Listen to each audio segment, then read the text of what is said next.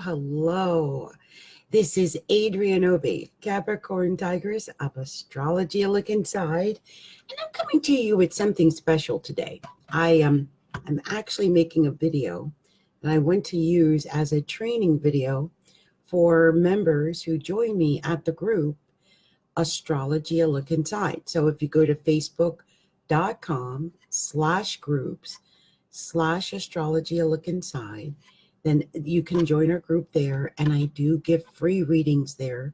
I don't do them on the page, I do them in the group. So if you're looking for a free reading, just go to the group. And again, that's facebook.com/groups/astrologyalookinside. But what I'm also doing there is adding a learning center. So there's going to be learning units that you can get there at the group. And right now, I think we have the signs, all 12 signs I've got.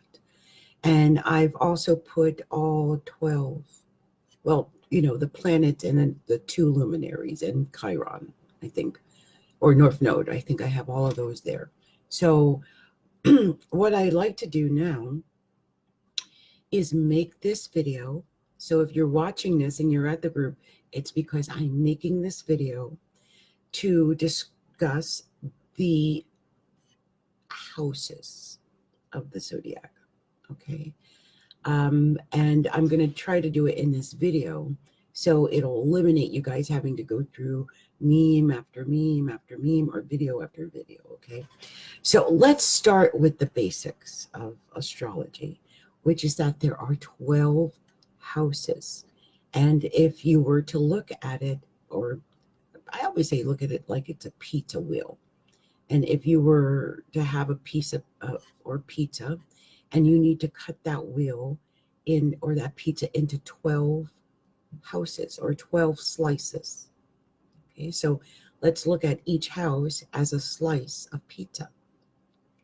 The first house or first slice of pizza is the main house. It's the house of the self, of the physical body, of the persona, the personality, the actual physical self that you see. Like this person that you see before you right now, I'm sure is looking very Capricornian to you. Most likely, here I am in black with black hair. Very Saturn in the first house, very Capricorn with Capricorn rising. That's because they're around my first house.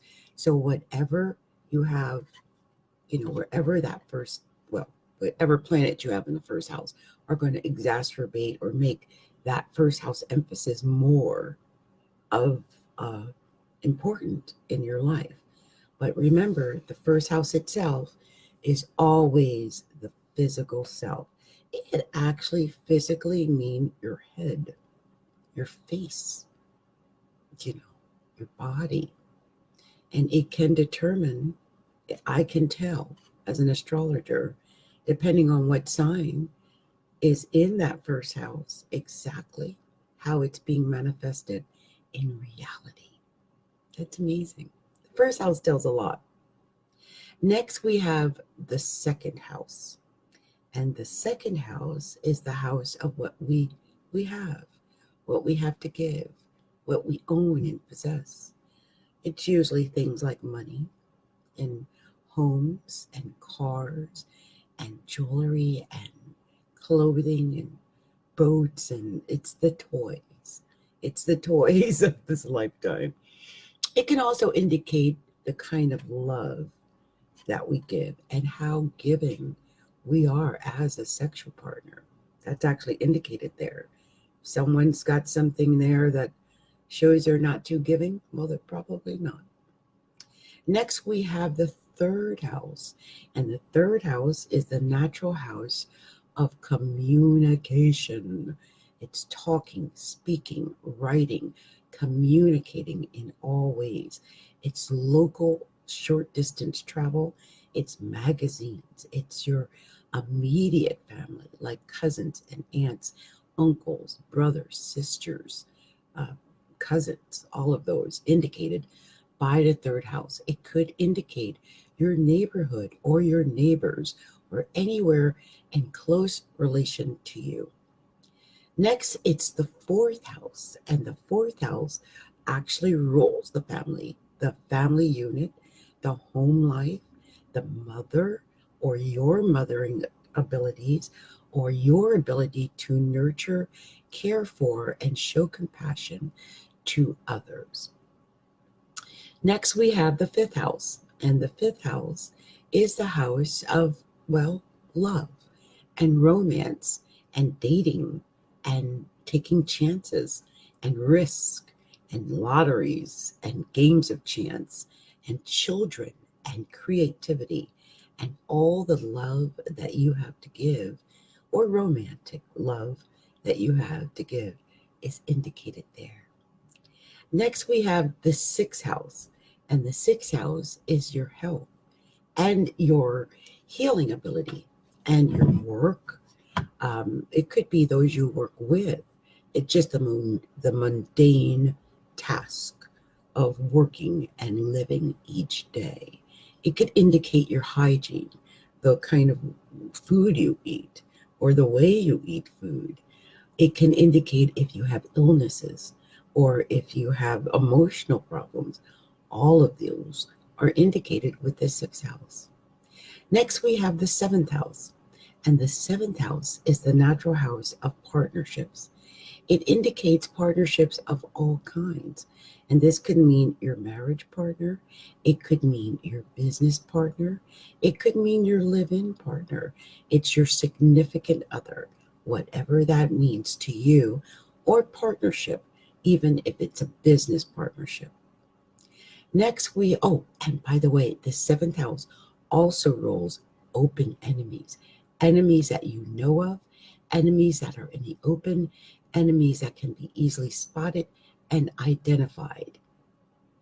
Next, we have the eighth house, and the eighth house is the house of hidden things, the house of secrets, the house of sex, the house of darkness, the house of death, the house of money, other people's money, the money that others might owe to you and that you're hoping to get from them, perhaps for work that you've already completed, but you are still awaiting the money.